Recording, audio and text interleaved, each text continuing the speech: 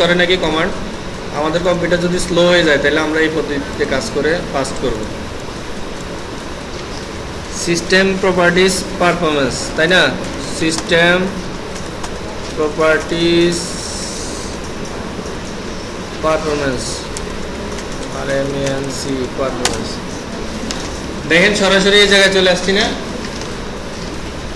সরাসরি এই জায়গায় চলে আসছি। ঠিক আছে, এখন আমাকে তো জানতে হবে এটা কোথেকে আসছে, তাই না? এটা কোথেকে আসছে জানতে হবে না?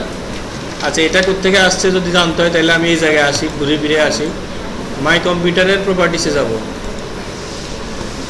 তারপরে অ্যাডভান্স সিস্টেম সেটিংয়ে যাব, তারপরে আবার সেটিংয়ে যাব, আসছি এই জায়গায়, ওই জায়গায় আসছি না, সরাসরি যেটা দিছিলাম। এখানে আমাদের কাজ হচ্ছে আমরা এখানে সেট করব অ্যাডজাস্ট ফর বেস্ট পারফরমেন্স, এখানে ক্লিক করব। দেখেন টিক চিহ্ন সব উঠে গেছে, গ্রাফিক্যাল মোডগুলো নাই।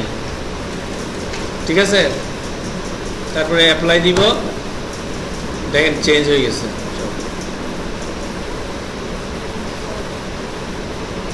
উইন্ডোজ ক্লাসিক সিস্টেম হয়ে গেছে।